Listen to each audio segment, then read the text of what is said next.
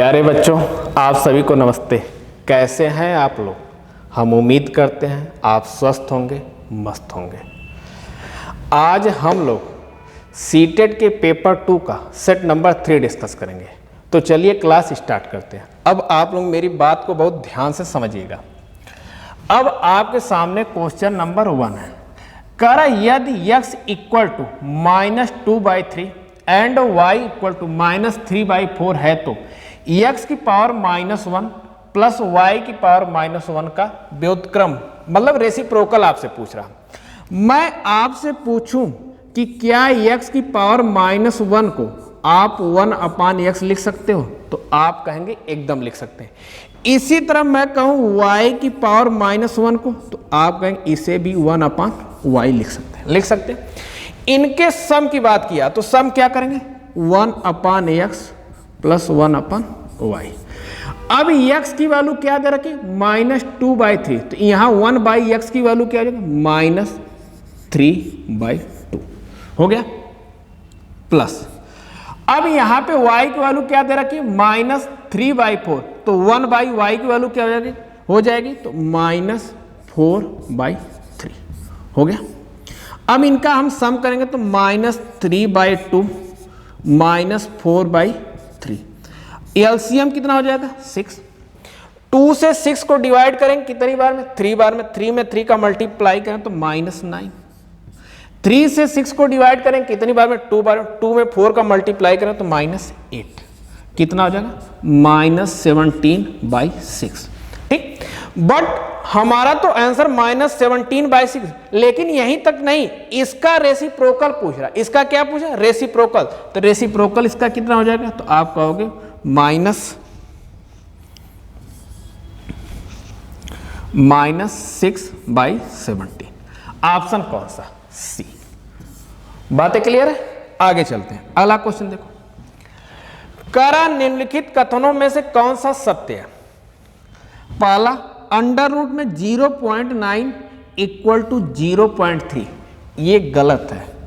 अगर under root में 0.09 होता तो अब आप इसे लिख सकते हैं 0.3। ठीक, ये तो गलत है। कर पूर्णांक a के लिए a की पावर 3 हमेशा a की पावर 2 से बड़ा होगा। देखो, अब जैसे मैं कहूं 2 की पावर 3 आप करोगे तो इसकी वैल्यू 8 होगी। अगर मैं 2 की पावर 2 की बात करूंगा तो इसकी वैल्यू 4 होगी। ठीक, यहां पे तो 2 की पावर 3 मतलब 2 की पावर 2 से बड़ा है, लेकिन अगर मैं आपसे कह दूं कि 1 की पावर 3 तो इक्वल टू क्या होगा 1, और 1 की पावर 2 करोगे तो भी क्या होगा इक्वल होना। क्या ये वाला 1 इस 1 से बड़ा है, तो आप कहेंगे नहीं। तो ये कह रहा हमेशा, तो हमेशा तो नहीं हो सकता, तो ये भी क्या है गलत है। कह रहा यदि a की पावर 2 9 पर समाप्त होता है तो a की पावर 3 7 पर समाप्त होता है, ऐसा भी नहीं है। जैसे अब मैं कहूं कि 3 की पावर आप 2 करोगे तो 9 होगा, ठीक है। अगर 3 की पावर मैं 3 करूंगा 27 होगा, ये भी बात सही है। लेकिन यहीं पे अगर मैं यहां पे 7 की पावर मैं 2 करूं तो 49 होगा, लेकिन अगर मैं 7 की पावर 3 कर दूं तो हो जाएगा 343 हो जाएगा। ये तो 7 पे नहीं इंड हुआ, ये तो 7 पे इंड नहीं हुआ, तो ये भी बात क्या है गलत है। अब कह रहा यदि a b को विभाजित करता है तो a की पावर 3 b की पावर 3 को भी विभाजित करेगा, ये बात सही है। जैसे मैं कहूं मान लो ये 6 है, अगर 6 मान लो 2 से डिवाइड हो रहा है तो आप 6 की पावर 3 करोगे तो क्या 216, और 2 की पावर 3 करोगे तो 8। ये देखो इससे भी 8 दूना 16, 5 8 7 56, 27 बार। बातें क्लियर है? तो ऑप्शन कौन सा डी, एक ही सत्य, बाकी सब क्या है गलत है। आगे चलते हैं। अगला क्वेश्चन देखो। Correct the value of bracket में 4/3 की पावर 2 पूरे की पावर 3 इंटू 2/3 पूरे की पावर -4 इंटू 27/16 पूरे की पावर 2 डिवाइडेड बाई 3 की पावर 3। अब इसे देखना, ये 4 की पावर 3, पूरे की पावर कितना दे रखा है 2 और यहां पे 3। क्या मैं इसे बेस इक्वल बनाऊं तो ये 4 को 2 की पावर 2 लिख सकता हूं? तो आपको इसे 2 की पावर 2 लिखो और अपान में 3, पूरे की पावर 2 और इसके बाद भी पावर क्या है 3 है। तो हम इसे फाइनली लिख सकते हैं 2 की पावर 3 दूना 6 दूना 12 अपान और यहां 3 की पावर क्या हो जाएगा 6 हो जाएगा। ठीक, अब यहां पे 2 अपान 3 पूरे की पावर -4 है, ये 2 अपान 3 पूरे की पावर -4 है। तो इसे हम क्या लिख सकते हैं? तो आप कहोगे 3 की पावर 4 अपान 2 की पावर 4 लिख सकते हैं, लिख सकते हैं। फिर लास्ट में दे रहा है 27 को आप क्या लिख सकते हो 3 की पावर 3, तो आप 27 अपान 16 है ना, पूरे की पावर कितना दे रखा है 2, इसे आप क्या लिख सकते हो? तो 27 को आप लिखोगे 3 की पावर 3, 16 को लिखोगे 2 की पावर 2 और पूरे की पावर क्या 2। तो इसे फाइनली आप लिख सकते हो 3 की पावर 6 अपान सॉरी ये 4 रहेगा ना, ये हो जाएगा 2 की पावर 8। हो गया। अब इसे सॉल्व करते हैं, देखना इसे हम लिखें क्या 2 की पावर 12 अपान 3 की पावर 6 इंटू 2 अपान 3 की पूरे की पावर -4 को हम क्या लिखें 3 की पावर 4 इंटू 2 की पावर 4 इंटू यहां पे क्या है 3 की पावर 6 अपान 2 की पावर 8 और इसे डिवाइडेड इंटू लिख दो 1/3 की पावर 3। हो गया। अब देखो ये दो 3 की पावर 6 3 की पावर 6 से कैंसिल हो गई। अब यहां पे देखना ऊपर आपको बचा क्या 2 की पावर 12 इंटू 3 की पावर 4 अपान, जब बेस इक्वल हो और नंबर का आपस में मल्टीप्लाई किया जाए तो पावर क्या होती ऐड हो जाती। यहां देखो बेस 2 यहां भी बेस 2, इनका आपस में मल्टीप्लाई हो तो पावर क्या ऐड हो जाएगी। तो यहां भी हम लिख सकते हैं 2 की पावर 12 इंटू 3 की पावर 3, ये देखो आपस में कैंसिल हो गए। यहां क्या बचा 3 की पावर 4 और यहां बचा 3 की पावर 3।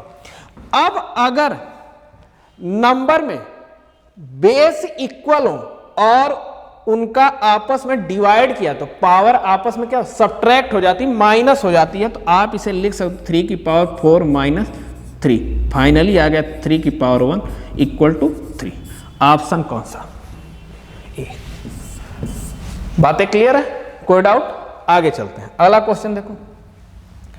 कार्य 1 प्राप्त करने के लिए 0.102 प्लस 0.25 प्लस 0.111 प्लस 0.1 में क्या जोड़ा जाना चाहिए? तो पहले इनका सम कर लेते हैं। 0.102 0.25 0.111 0.100 कर लेते हैं। हो गया। अब इसे ऐड करेंगे 2 और 1 3 5 1 6 2 3 4 5 0.563। अब हमें एक बनाना है तो हमें क्या इसमें ऐड करना है? तो हम एक में से इसको माइनस कर दे, पता चल जाएगा। तो माइनस कर दो 1.000 0.563।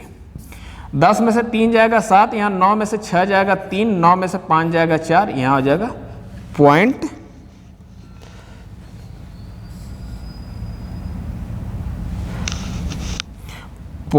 ये 0। ठीक, तो 0.437 ऑप्शन कौन सा बी। बातें क्लियर है, आगे चलते हैं। अगला क्वेश्चन देखो। करा यदि x इक्वल टू 2 की पावर 5 3 की पावर 2 5 की पावर 3 y इक्वल टू 2 की पावर 4 3 की पावर 3 5 की पावर 2 और z इक्वल टू 2 की पावर 3 3 की पावर 3 5 की पावर 2, तो एक्स वाई जेड का LCM divided by x y z का एचसीएफ हमसे वैल्यू पूछ रहा है। अब मेरी बात समझना, इस क्वेश्चन से पहले अगर मैं आपसे कहूं कि अगर ये 2 है और ये 2 की पावर 2 है, इसका मैं आपसे एलसीएम पूछूं और HCF पूछूं तो आप क्या बताएंगे? तो आप यही कहेंगे ना कि इनका LCM क्या होगा, 2 की पावर 2 होगी और HCF कितना होगा, 2 होगा। इसी तरह मैं कहूं मान लो 3 की पावर 3 है और 3 की पावर 2 है, अगर इनका LCM आपसे मैं पूछूं तो आप कहोगे LCM क्या होगा, 3 की पावर 3 होगी और HCF कितना हो जाएगा, तो आप कहोगे 3 की पावर 2, मतलब ये 27 है और ये 9 है। तो इसका LCM 27 होगा, HCF 9 होगा, इसका LCM 4 होगा और HCF 2 होगा। अगर आप एक बात ऑब्जर्व कर पा रहे हैं तो ठीक, नहीं तो मैं बताता हूं। देखो LCM हमेशा बड़ी पावर बन रही है, LCM क्या बन रही है, बड़ी पावर, और HCF क्या बन रही है, छोटी पावर। जिस पे कोई पावर नहीं होता तो उसकी पावर कितनी होती है, 1 होती है। तो यहां भी 1 है तो यहां कोई जरूरत है ही नहीं, तो यह क्या, 2 की पावर 1, ठीक ना। तो यहां भी क्या है, HCF 2 है और यहाँ HCF कितना, 9। तो आप देखो यहाँ पे HCF हमेशा छोटी वाली पावर बन रही, LCM क्या होगी, बड़ी वाली पावर बनेगी। तो अब इसी कॉन्सेप्ट को हम यहाँ अप्लाई करेंगे। अगर हम इसके LCM की बात करें, मेरी बात समझना, अगर इसके LCM की बात करें तो देखो LCM क्या हो जाएगा, यहां देखो 2 की पावर 5 है, यहाँ 2 की पावर 4 है, वहां 2 की पावर 3 है। तो यहां से LCM में क्या आएगा, 2 की पावर 5 आएगा इनटू, यहां देखो 3 की पावर 2 है, यहाँ 3 की पावर 3 है, यहाँ भी 3 की पावर 3 है। तो LCM में क्या आएगा, 3 की पावर 3 आएगा। अब यहाँ पे देखो 5 की पावर 3 दे रखा, 5 की पावर 2 दे रखा, यहाँ भी 5 की पावर 2, यहाँ LCM में 5 की पावर 3 हो गया। अगर मैं HCF की बात करूं तो HCF में क्या आएगा, पावर छोटी आएगी। यहां देखो 2 की पावर 5 है, यहाँ 2 की पावर 4 है, वहां 2 की पावर 3 है। तो यहाँ क्या आ जाएगा, 2 की पावर 3 आ जाएगा, ठीक। अब यहाँ पे देखो 3 की पावर 2 है, यहाँ 3 की पावर 3 है, वहां भी 3 की पावर 3 है। तो यहाँ क्या आएगा, 3 की पावर 2 आएगा इनटू, यहाँ देखो 5 की पावर 3 है, यहाँ 5 की पावर 2 है और यहाँ भी 5 की पावर 2 है। तो यहाँ क्या आ जाएगा, 5 की पावर 2 आ जाएगा, हो जाएगा। अब हमसे करा डिवाइड करना, LCM को HCF से डिवाइड करना, तो हम यहाँ पे डिवाइड कर रहे हैं। अब देखना, जब बेस इक्वल हो और नंबर का आपस में डिवाइड किया जाए तो पावर क्या सब्ट्रैक्ट हो जाती है। तो देखो यहाँ 2 है, यहाँ भी 2 है, इसकी पावर 5 है, इसकी पावर 3 है। तो फाइनली क्या आ जाएगा, 2 की पावर 2 इनटू, यहाँ देखो 3 की पावर 3 है, यहाँ 3 की पावर 2 है, 3 में से 2 माइनस करेंगे कितना हो जाएगा, 3 की पावर 1 इनटू, यहाँ 5 की पावर 3 है, यहाँ 5 की पावर 2, यहाँ क्या है 5 की पावर 1। अब देखो 2 की पावर 2 का मतलब 4, 3 की पावर 1 का मतलब 3 और 5 की पावर 1 का मतलब 5। मल्टीप्लाई करो, 5 यानी 15 और 15 चौके 60। ऑप्शन कौन, सी। बातें क्लियर है, आगे चलते हैं। अगला क्वेश्चन देखो, कह रहा है एक वर्गाकार मैदान का क्षेत्रफल 256 वर्ग मीटर है और एक आयताकार लान जिसकी चौड़ाई वर्गाकार मैदान की भुजा के 5/8 है का परिमाप वर्गाकार मैदान के समानुत आयताकार लान का क्षेत्रफल। अब मेरी बात समझना, सबसे पहले तो हमें उस वर्गाकार मैदान की एरिया चाहिए ना। तो एरिया क्या होती है, तो आप कहोगे कि साइड का स्क्वायर, एक्स का स्क्वायर कितना दे रखा है, 256। तो अगर मैं एक्स की वैल्यू क्या, तो अंडर रूट में 256, इसकी वैल्यू आ जाएगी 16। मतलब जो वर्गाकार मैदान है उसके एक साइड की लंबाई कितनी आ गई, 16 आ गई, ठीक। फिर कह रहा है कि इसका परिमाप आयत के परिमाप के इक्वल है, रेक्टेंगल के परिमाप के इक्वल है। तो देखो पेरीमीटर की बात कर रहा है, तो पेरीमीटर रेक्टेंगल क्या, 2l + b equal to square के पेरीमीटर क्या, 4 × साइड कितनी, 16 हो गई। अब एक लाइन और बोल रहा है, कह रहा है कि जिसकी चौड़ाई वर्गाकार मैदान की भुजा की 5/8 है। मतलब इसकी जो रेक्टेंगल के, अगर मैं चौड़ाई वृत्त की बात करूं तो वह स्क्वायर के साइड का 5/8 है। तो अब यहां पर 2l, यह कितना 16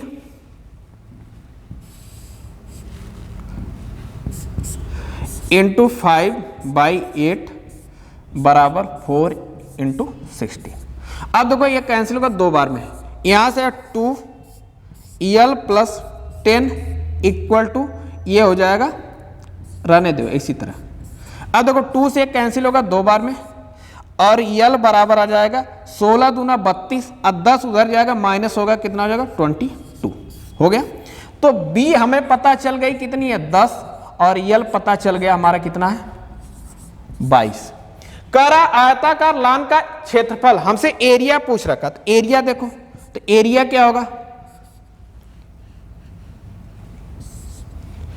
l इंटू बी, तो यहां पे देखो 22 इंटू 10 कितना आ जाएगा 220। ऑप्शन कौन सा, सी। बातें क्लियर है, आगे चलते हैं। अगला क्वेश्चन देखो, कह रहा एक बेलनाकार टैंक का आयतन वॉल्यूम 352 मीटर क्यूब है, इसके आधार का व्यास डायमीटर 8 मीटर है, तो टैंक की गहराई देखो।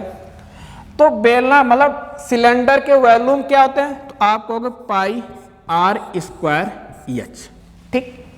पाई की वैल्यू कितनी 22/7। देखो डायमीटर 8 दे रखा है, तो रेडियस कितना होगा इसका हाफ 4 इंटू 4, एच हमें निकालना है, इक्वल कितना दे रखा है 352।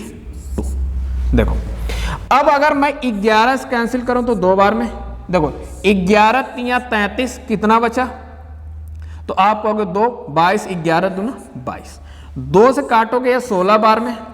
अब देखो 4 से और इस 4 से पूरा एक कैंसिल, तो EH बराबर कितना आ गया 7 आ गया। EH बराबर कितना आ गया 7, तो ऑप्शन कौन सा बी। बातें क्लियर, आगे चलते हैं। अगला क्वेश्चन देखो, कह रहा है x square plus 4x minus 21 और x square minus 4x minus 21 में एक गुणनखंड उभयनिष्ठ है। यहां पे प्लस होगा और ये हो जाएगा 10, ठीक। मिस्टेक हो गई टाइपिंग करने में, यहां पे 10 हो जाएगा और ये प्लस तो यहाँ है, ठीक है। अब मेरी बात समझ, देखो x square plus 4x minus 21, अगर इसका फैक्टर करूं तो क्या लिखूंगा x square plus 7x minus 3x minus 21। X यहां से कॉमन ले लो तो यहाँ हो जाएगा एक्स प्लस 7, यहाँ से 3 कॉमन ले लो तो यहाँ से भी आ जाएगा एक्स प्लस 7। इसके फैक्टर बनेंगे क्या है एक्स प्लस 7 और इसे फैक्टर बनेंगे एक्स माइनस 3, हो गया। अब दूसरा इक्वेशन क्या है एक्स स्क्वायर माइनस 10x और प्लस 21, ठीक। यहां भी प्लस ही होगा, ये भी प्लस होगा। देखो यहां हो जाएगा x square plus 7x plus 3x plus 21। यहां से हम x कॉमन लेंगे तो क्या हो जाएगा x प्लस 7, और यहां से 3 कॉमन लेंगे तो यहां भी जाएगा x प्लस 7, ठीक। तो यहां हो जाएगा x प्लस 7 एक ब्रैकेट में और x प्लस 3 एक ब्रैकेट में, ठीक। तो हमसे कह रहा है कि इसमें कॉमन कौन सा, देखो यहाँ x प्लस 7 x माइनस 3 है, यहाँ x प्लस 7 x प्लस 3 है, तो कॉमन कौन सा x प्लस 7 दोनों में, तो ऑप्शन कौन सा ए। बातें क्लियर है, आगे चलते हैं। अगला क्वेश्चन देखो, कह रहा है x minus y plus z पूरे का whole square minus x minus y minus z पूरे का है whole square divided by 4 is equal to. देखो अगर इसे सॉल्व करें तो क्या लिख सकते एक्स का स्क्वायर प्लस वाई का स्क्वायर प्लस जेड का square minus 2xy minus 2yz plus 2xz, ठीक। अब इसे सॉल्व करेंगे तो क्या लिखेंगे minus x square plus y square plus z square, ठीक, माइनस ये हो जाएगा 2xy Y plus 2yz minus 2xz हो गया। अब देखो साइन चेंज होगा इसका, ये हो जाएगा x square plus y square plus z square minus 2xy minus 2yz और प्लस 2z x या xz कुछ भी माइनस, देखो ये x square minus y square minus z square plus 2xy minus 2yz और माइनस 2 का ये प्लस हो जाएगा xz। ठीक, अब देखो ये इससे कैंसिल, एक्स वाई जेड, यहाँ पे एक्स वाई जेड से कैंसिल। ठीक, यहाँ पे देखो 2xy माइनस ये प्लस कैंसिल। अब यहाँ पे देखो 2zx कितना होगा 4zx माइनस 4zy अपान में 4 है। ठीक, यहाँ से 4z हम कॉमन ले लें तो यहाँ हो जाएगा x माइनस वाई अपान में 4 से कैंसिल, यहाँ आ जाएगा z x minus y. Option कौन सा? z कॉमन ले लें तो क्या बचेगा x माइनस वाई, यहां पे माइनस कर लो, ऑप्शन ए। ठीक, बातें क्लियर है ना? आगे चलते हैं, अगला क्वेश्चन देखो। कर 20,000 रुपए की राशि पर 2.5 वर्षों के लिए 10% वार्षिक चक्रवृद्धि ब्याज कितना है? देखो 20,000 रुपए है, उस पर 10% से कंपाउंड इंटरेस्ट कंपाउंड किया जा रहा है और कितना टाइम है 2.5 साल की बात कर रहा है। कितने साल की बात कर रहा है? 2.5 साल की। अब देखो अगर मैं कहूं आपसे 10% की फ्रैक्शन वैल्यू आप क्या लिखोगे 1/10, मतलब उसके पास 10 था, 1 साल बाद कितना बन गया 11, दूसरे साल 10 था फिर बन गया 11, लेकिन उसके बाद आधे साल की बात हो रही 6 महीने की। तो यहाँ पे अगर 1 साल का रेट 10% है तो 6 महीने क्या हो जाएगा 5% की फ्रैक्शन वैल्यू क्या होगी, तो आप कहोगे 1/20, मतलब ये 20 से कितना हो जा रहा है 21। ठीक, अब आपस में मल्टीप्लाई कर, ये बन जाएगा 2000, ये हो जाएगा 121 गुणे 21, 21 एकम 21, कितना बचा 2, 21 दूना 42, अब 42 में 2 जोड़ो 44, 4 21 एकम 21, 21 4 25।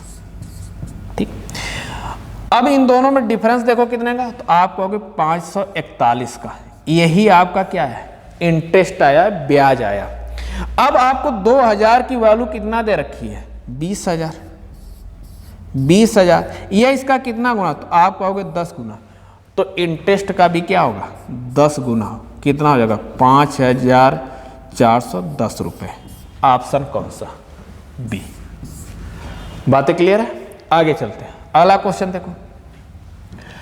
करा अभिव्यक्ति 4x माइनस 7y, दूसरे पर 4x plus 7 minus 3x minus 2y का whole square plus x square plus y square, y का कोफिशिएंट पूछ रहा है, y स्क्वायर का आपसे कोफिशिएंट। देखो यहाँ पे देखो ध्यान से, a माइनस बी है, a प्लस बी, इन दोनों का मल्टीप्लाई होगा तो आपस में बन जाएगा 4 का कितना 16x का स्क्वायर माइनस 49y का स्क्वायर।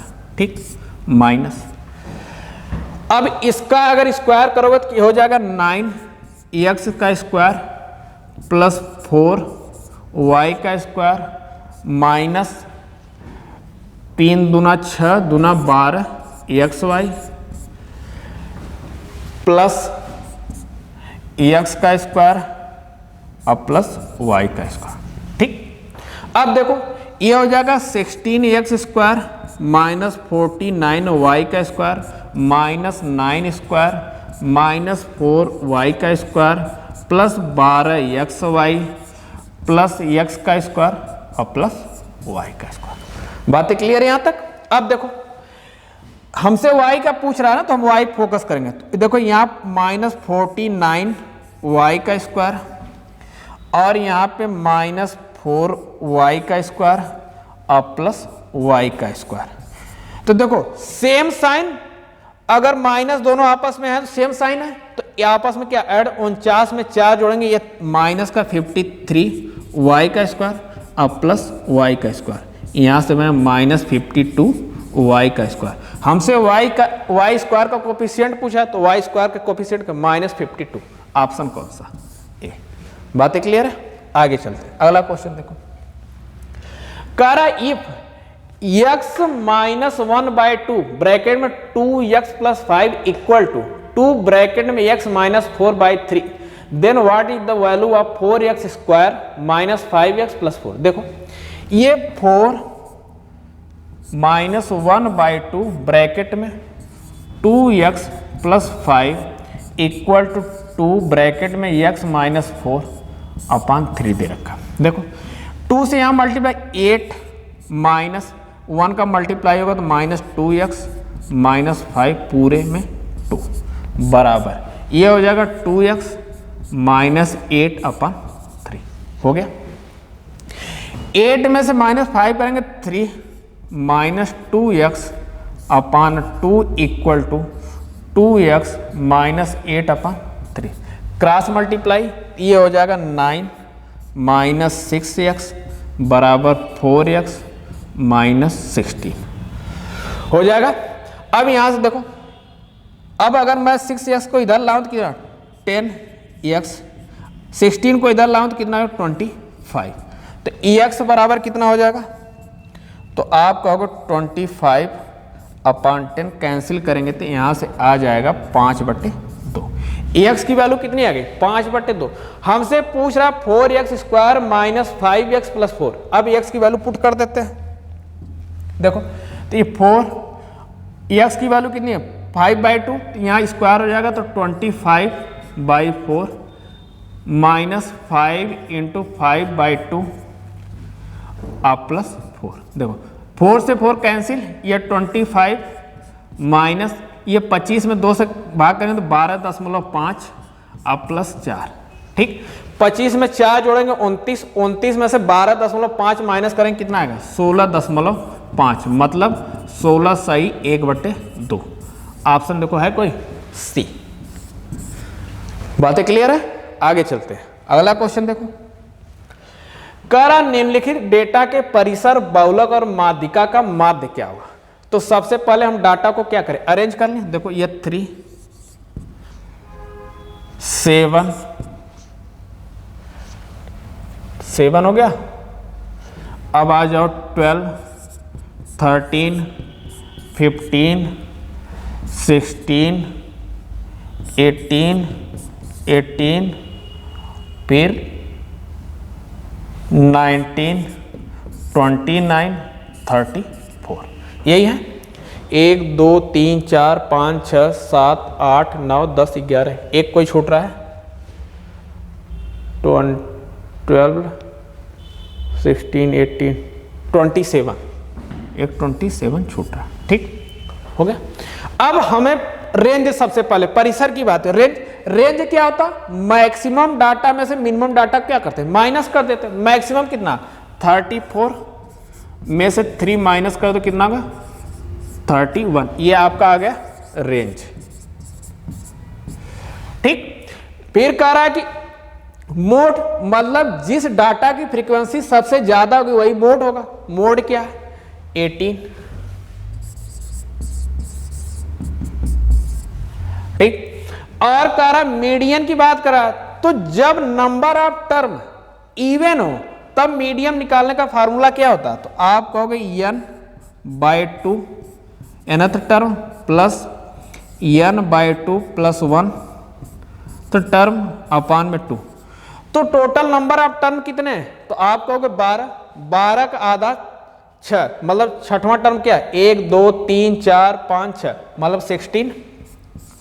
और 7th टर्म कितना है? 18 बाई में 2।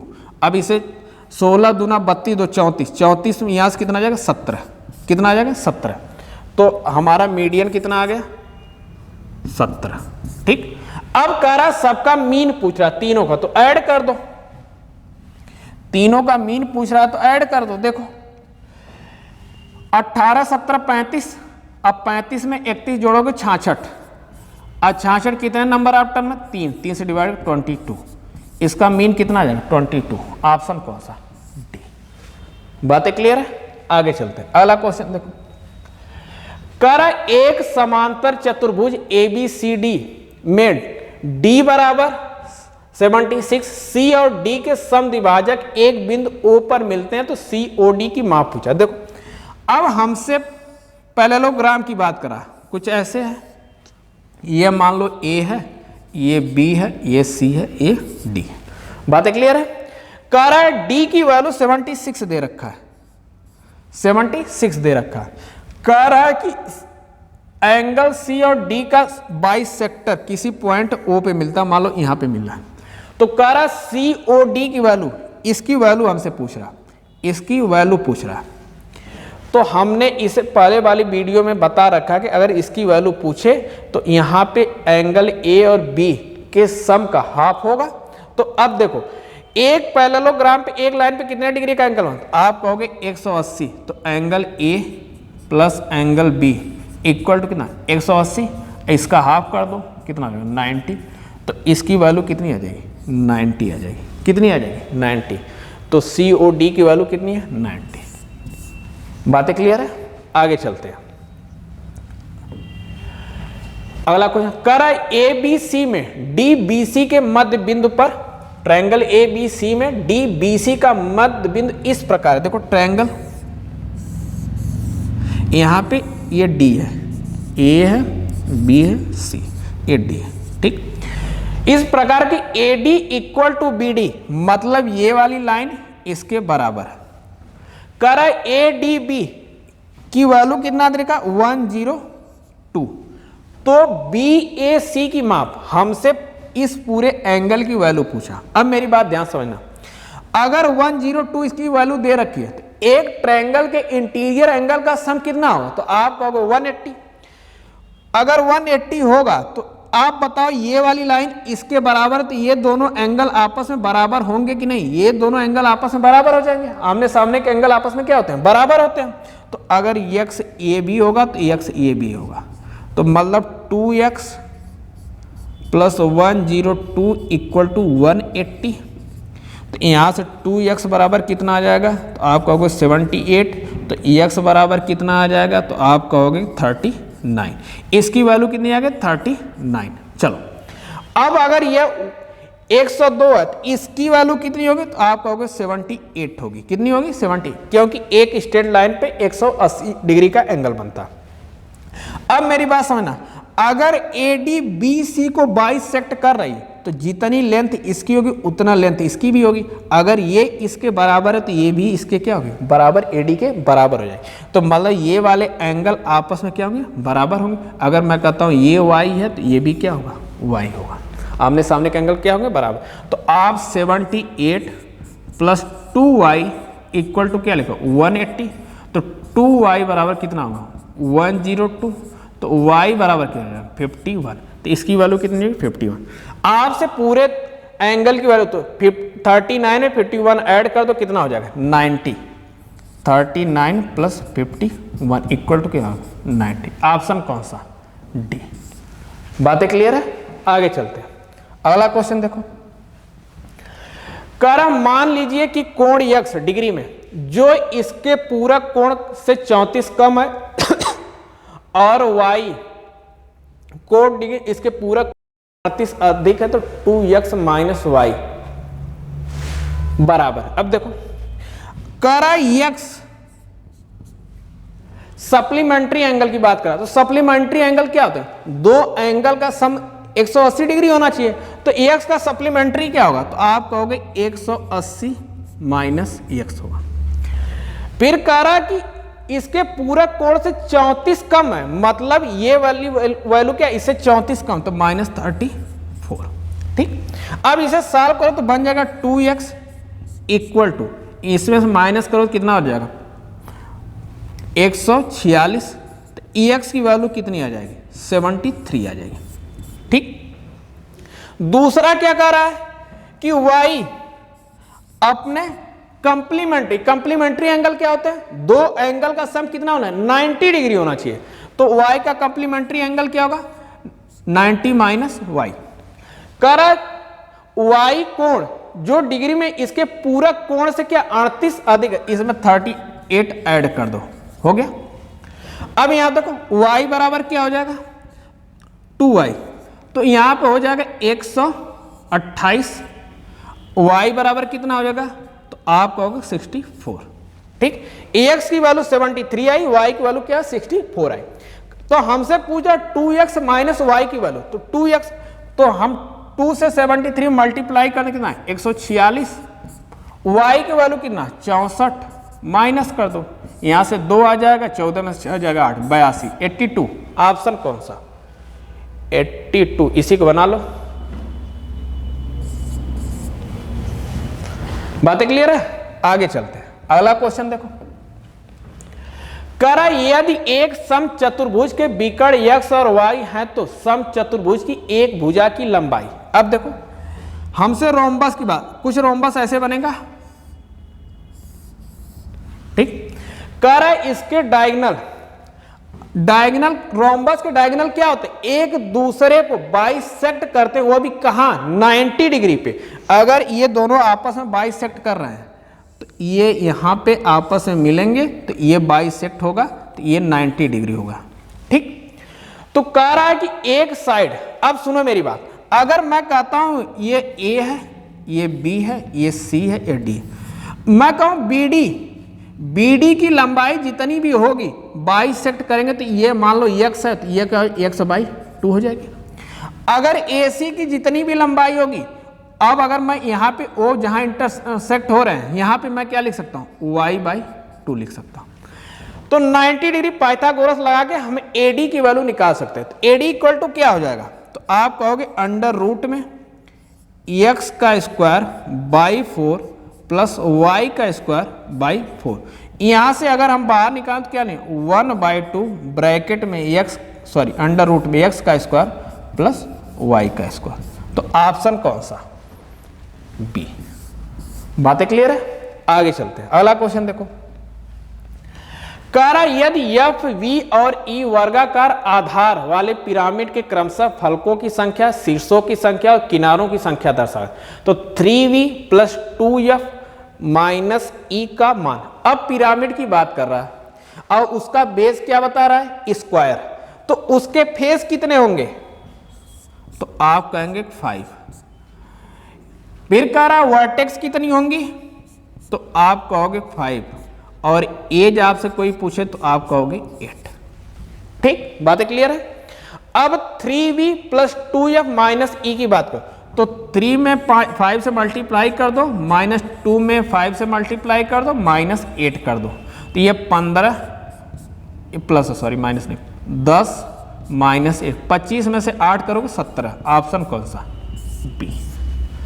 बातें क्लियर है, आगे चलते हैं। अगला क्वेश्चन देखो, कह रहा है एक बॉक्स जिसकी आंतरिक माप 120 × 60 × 48 सेंटीमीटर है, पूरी तरह से उसी आकार के लकड़ी के क्यूब्स से बना है। यदि क्यूब्स की संख्या 200 है, तो प्रत्येक क्यूब्स के पार्श्व सतह का क्षेत्रफल हमसे पूछा। मतलब एक बड़ा सा क्यूबाइड है, वह जो छोटे छोटे क्यूब से मिलकर बना है, और टोटल कितने क्यूब्स हैं 200। तो कह रहा है कि मतलब एक क्यूब के आपको लिटरल सरफेस एरिया पूछ रहा है। तो अब बताइए 200 क्यूब का जितना वॉल्यूम होगा उतना ही तो पूरे एक क्यूबाइड का होगा, क्योंकि उन्हीं छोटे छोटे क्यूब से मिलकर क्या बना है। तो हम लिख सकते हैं volume of cuboid upon volume of cube equal to कितना है 200। तो देखो अब यहां वॉल्यूम ऑफ क्यूबाइड है, तो आप कहोगे 120 × 60 × 48 अपान में आ जाओ। क्यूब तो हमें इसकी a क्यूब का वॉल्यूम क्या होगा, तो आपको x की पावर 3 इक्वल टू 200। सिंप्लीफाई, 0 से ये 0, इस 0 से ये 0, ये कैंसिल होगा 6 बार में। अब x का क्यूब आप क्या लिख सकते हो, तो आप लिखो 6 गुणे 6। अब 48 को मैं 6 इंटू 8 लिख लूँ। अब इसे फाइनली मैं लिख सकता हूँ 6 into 6 into 6 into 2 into 2 into 2। देखो यहाँ पे 3 3 का पेयर बन रहा है ना, तो x बराबर क्या आ जाएगा, तो आप कहोगे 12। x का वैल्यू कितनी आ जाएगी, 12। ठीक, तो हमसे पूछ रहा है कि प्रत्येक क्यूब के पास लिटरल सरफेस एरिया, तो क्यूब क्या लिटरल सरफेस एरिया क्या होती है, तो क्यूब की लिटरल सरफेस एरिया होती है, लिटरल सरफेस एरिया होती है 4a का स्क्वायर। तो 4a की वैल्यू कितनी आ गई, 12, 12 गुणे 12। तो यहां से 12 में 12 का मल्टीप्लाई 144, 144 में 4 का मल्टी 144 गुणे 4, 4 चौके 16 और 4 चौके 16 1 17, 4 एक कम 4 एक 5, 576। ऑप्शन कौन सा, सी। बातें क्लियर है, आगे चलते हैं। अगला क्वेश्चन देखो, कह रहा है एक बॉक्स में 47, 48, 49, 81 और 82 नंबर वाले कार्ड हैं। बॉक्स में आच्छादित रूप से एक कार्ड निकाला जाता है। इसकी क्या प्रायिकता है कि निकालने वाला कार्ड पर अंकित संख्या एक अभाज्य प्राइम नंबर की बात कर रहा है। तो पहले हम देख लेते हैं ना कितने नंबर है टोटल। देखो अगर 1 से लेके 82 की बात करूं तो कितने होंगे, 82 नंबर। लेकिन यहां पे 47 से लिया, 47 से पहले का छोड़ दिया, तो मतलब 46 माइनस कर दें तो हमें पता मतलब टोटल 36 नंबर है। तो 36 तो डिनोमिनेटर में बन जाएगा। अब 47 से 82 तक कितने प्राइम नंबर देख लो, तो एक है 47, दूसरा हो जाएगा 53, 59, 61, 67, 71, 73 और 79। ठीक, यही बनेंगे प्राइम नंबर। तो देखो कितने, 1 2 3 4 5 6 7 8, मतलब 8 प्राइम। इनकी प्रायिकता अब इसे सॉल्व कर दो तो क्या, 4 दूना 8 और 4 9 36, मतलब 2/9। ऑप्शन कौन सा, सी। बातें क्लियर है, आगे चलते हैं। तो आज के लिए इतना ही। ये वीडियो आपको कैसी लगी कमेंट सेक्शन में जरूर बताइएगा। मिलते हैं आपसे नेक्स्ट वीडियो में, तब तक के लिए धन्यवाद, नमस्कार।